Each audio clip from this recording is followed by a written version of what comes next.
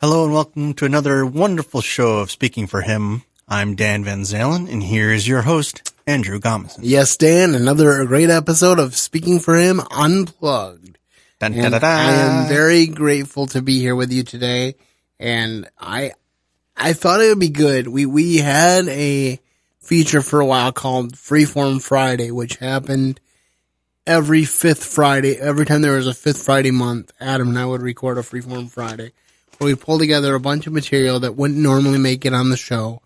And we usually try to have some kind of a fun theme, and we may go back to that a little bit, but I thought that at least what we would do is we would talk a little bit about current events and also about some fun news, because we hear a lot about bad news, and I think it's good for us to have some fun news as well, because there is good going on in the world. So, Dan, can you give us our quote of the day? Indeed. And we know that all things work together for good to them that love God, to them who are the called according to his purpose. Romans 8:28. All right. Well, first of all, off the top of the show, I just want to say that my prayers and condolences are with the victims of Hurricane Dorian. I know it slammed into the Bahamas. It was one of the most devastating hurricanes in history, recorded history, as a matter of fact, as far as the damage that it waged. And so I'm definitely praying for them, and I definitely encourage you to seek ways that you can help. There's a lot of relief organizations starting to go over there, and by the time you hear this, it may be a few weeks out, but I think it's still okay to post this, because the reality is that a lot of these things, they stay in the news for a couple weeks. Everybody is concerned. They think about them. They pray for them. They donate and things like that. But then after they fizzle from the news cycle, they kind of are an out of sight, out of mind thing. And so I think it's good for us to be reminded, even if it's a few weeks down the road, that the people will be digging out in the Bahamas for quite a while. Oh yeah, rebuilding takes a long time. In fact, Hurricane Katrina, you remember, took place, a dozen years ago now or so? And there's still places in the Gulf of Mexico that are not fixed. Yeah, I'm sure there are. And I'm sure that there are places in New Orleans that aren't what they were before it went through. Of course. And so there was just a whole lot of devastation whenever that happens. And the interesting thing that I did hear was that there's a school that Potter's House has loose affiliation with, called the Island School, and they have a summer program where we usually have one or two students go to the Bahamas for like a 6-week summer program. And I heard from some people at the Potter's House that school suffered little to no damage in the hurricane. So God was good on that score. And God is good even in times of devastation. I think that's important for us to know. We talked about that at a little more length when we did our Breakthrough podcast for the movie Breakthrough. That God's will is not our will, but it's always a perfect will. Yep. And I wanted to take a little bit of time in this podcast to discuss something that's been rolling around in my head for a while, and hopefully it comes out in the right spirit and people receive it in the right spirit. But I hear a lot of people, whenever there's a shooting, and we had a lockdown drill at my high school where I work today, so I know it's a real concern for a lot of people. But I hear a lot of people saying that we need to control guns. We need to ban guns to a certain level to get them off the street so that people will not get hurt, so that people will not commit these violent acts with guns. Because the case can be made, and I even agree to it somewhat, that if you're doing a violent act with a gun, you can hurt more people than if you're just doing a violent act with your fists. They're both violent, they're both wrong, but you can do more damage. However, I find it interesting, and I purposely held off for a few weeks after the latest shooting because I didn't want to do a knee-jerk reaction. But I find it very interesting that the same people that seem to be saying if you take guns away, the problem will disappear, are the same ones who say you can't take abortion away. You can't make abortion illegal because if you make abortion illegal, people will go to back alley abortions. As if somehow you can legalize or you can make illegal the use of guns and guns will stop being used. But if you do the same thing for abortion, abortion will continue. It will just be back alley style. I don't understand how these two arguments can coexist because they're basically saying the same thing about different topics to suit their ideology. And it really, really bugs me to a high level.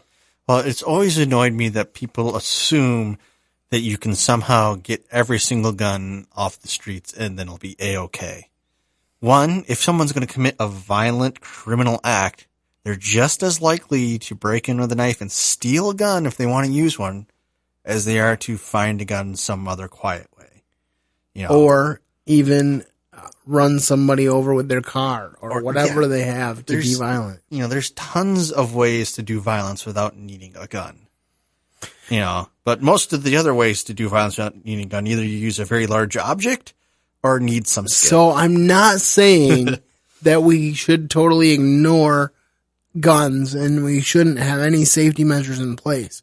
But I firmly believe that we would have a lot safer populace if we were teaching kids how to properly use guns instead of always acting like guns are the problem and you should avoid guns. So when a kid finds a gun, they don't even know how to properly respond to it. Yeah, they just pick it up and start playing with it. Instead of learning safety with firearms, learning to treat every gun as if it's loaded, whether it's a BB gun or a high-powered rifle. You know, learning those things at a young age, I think, can actually help more people than simply discarding the guns. Yeah, well, in any case, if you want to reduce the number of shootings, increase the amount of teaching about what morals and ethics are and which are correct and which are not.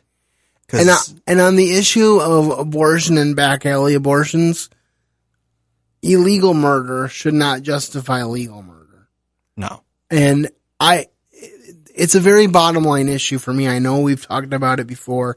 I don't want to necessarily belabor the point with another 40-minute diatribe on the issue.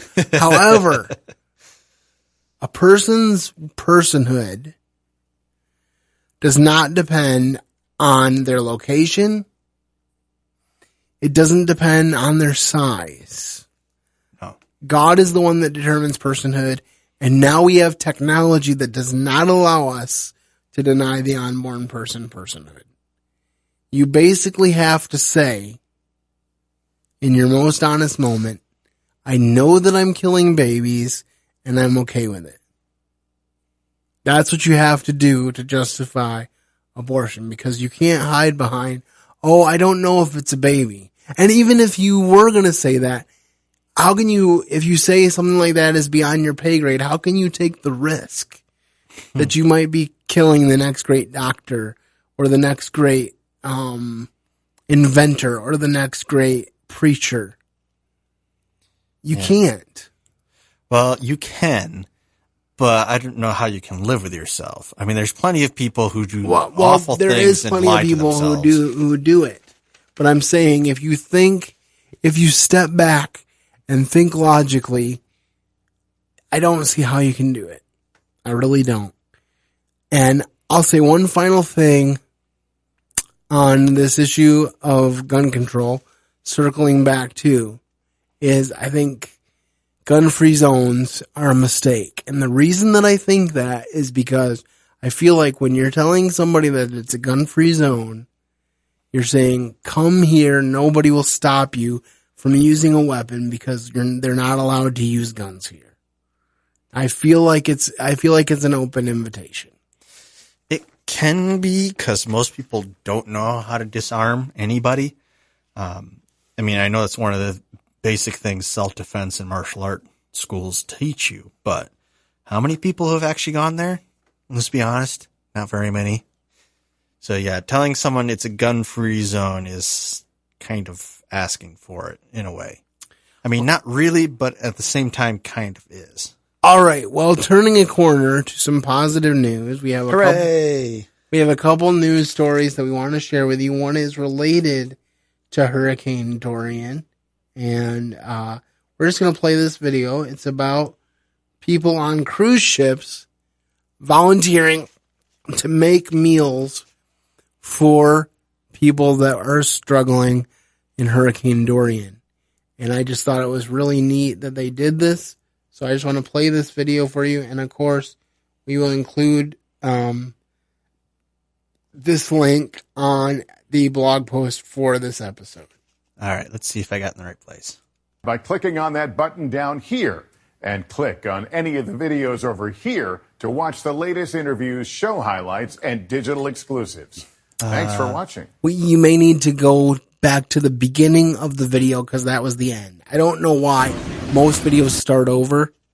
Yeah, no, I think it was because the link you sent me sent it to like the last few seconds. No, I don't understand, but I don't understand that because when I watched it, it did the same thing. For some reason, it every time it went to the last few seconds, and I've never had a YouTube video do that. But anyway, a little bit of behind the scenes stuff here on Speaking for Him Unplugged, but here should be the video. Okay, as long as they actually talk.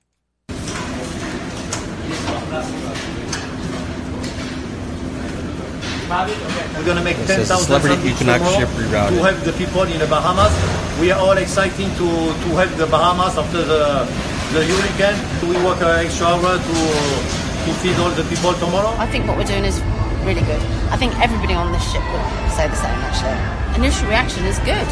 We need to go and help them. So, the trip is not a big deal. I think it's amazing that this cruise ship is going to go and do something like that for that community. I feel a majority of these people are going to be able to get off and find a beach anywhere, wherever we live or whatever, find a flight, to be able to go and provide relief for a community that has nothing, I think is incredible. So I almost wish that the cruise ship would offer, like, anyone who wants to volunteer, I would love to sign up. And it's not just this cruise line, it's all the cruise lines. Yeah. They're all going. So if we're bringing 10,000 meals, like, I just wonder what everyone's going to bring. Right, yeah. They're getting it from nowhere else.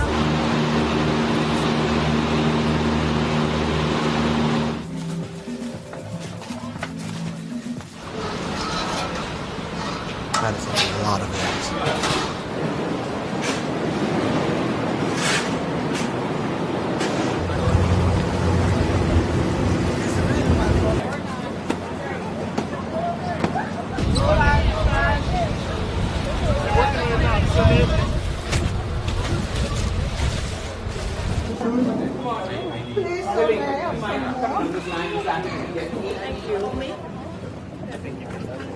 Dr. Angel, it's Dr. Amy. Okay, what's your name? There you go.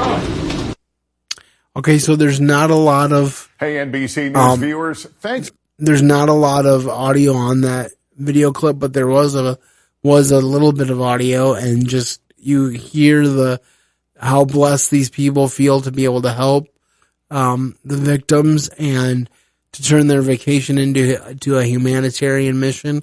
And I just thought that was worth sharing as we look for positive things out of our news day. And also showing them, I think, picking up some of the kids.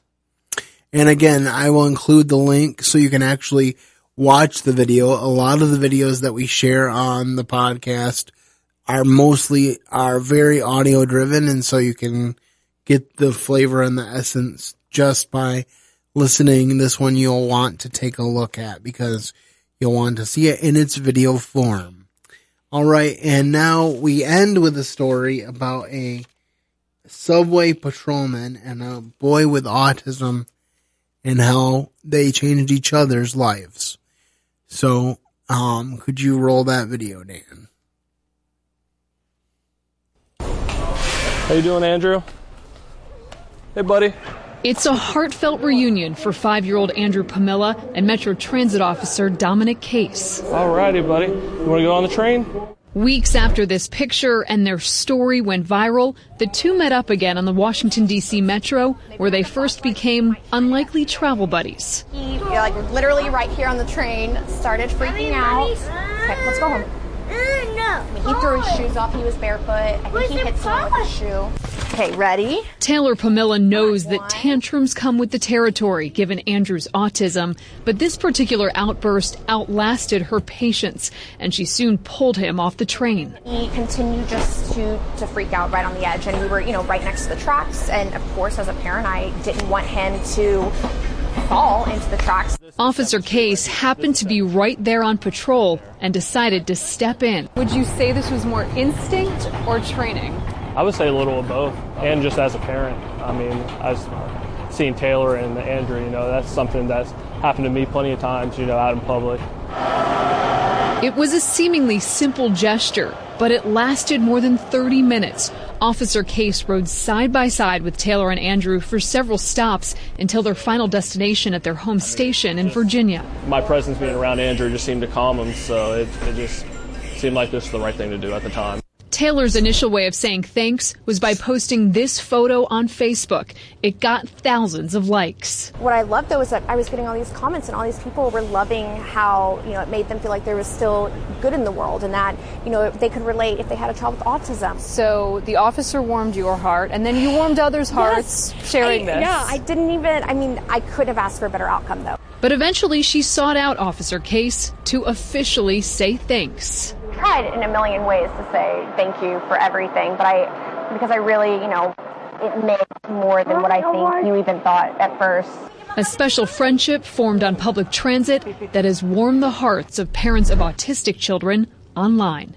Jessica Schneider, CNN, Washington. All right. Well, Dan, do you have any thoughts on those two news stories that we just witnessed? Is it odd that I don't really think that it's odd for the cruise lines to help out? I think it's interesting that you mentioned that, because I think sometimes we get a little bit too jaded in thinking that is somehow miraculous. But when in fact, kind of normal for them. I don't know how normal it is because I haven't studied that kind of thing. But if nothing else, it should be normal, right? Yeah, you'd think so. I mean, they have the resources. Yeah, they got tons of them. People have needs, and it sounded like a lot of cruise ships were getting involved. If you listen closely to that news story, they mentioned that two of Royal Caribbean's cruise ships that are normally in the area went, and the one they were interviewing on literally turned around to go back. It reminds me, actually, my grandfather for a little while helped organize dentists for cruise ships. And he went on a few cruises, that way. And he says, well, it's kind of boring to be a dentist on a cruise ship because all anybody ever really wants is a whitening and maybe needs a filling. But he also mentioned to us when we visited him one time, when we got to eat on the cruise ship, that the cooks loved having children aboard because they never get to serve kids. And so they've got tons and tons of food. I mean, literally tons of food. Mm-hmm. They got so much food. They got I think they can carry twice as much as what they think they'll need at least. So, I mean, they've got the food. So it's great to see them do this, Yeah, that's awesome. And then on the second story, one of the things I really like about these stories too is the person that is kind of the hero in the story doesn't think they are. And that's really the best kind of hero. Someone kind of just going about their day, seeing how they can make somebody else's life better. But just think about how much better your life would be, how much better my life would be if that was our mindset. If we said, how can I make somebody's life better today, God? Yeah. And often it helps us feel better about our own circumstances. Well, I think, as you say, the best heroes are the kind of heroes that don't really think they're heroes. But I think also the most lasting heroes, like actual people and not stories, the most lasting heroes are the guys who just do something because they think it needs to be done. and it happens to help a lot of people. You know, they don't think they're anything special. And you talk to any police officer or soldier who's somehow heroic and he doesn't think he's done anything special. Firefighters don't think they do anything special running into burning buildings. You know, it's just their job. But people think they're heroes. Well, I hope that you enjoyed this look at some current events and also some fun news. We'll hopefully develop this concept into a more regular episode recurring, I hope. And of course, I'll get Dan involved and see what kind of fun news stories he might be able to pull up. And I'll be sure to find the strangest ones. It should be fun, and I'm looking forward to it. And I have to give a shout out to the WCSG Backstage podcast from WCSG here in the West Michigan area, because they kind of inspired this podcast episode. So a shout out to them, and I hope that you have a wonderful day and keep serving the best of masters.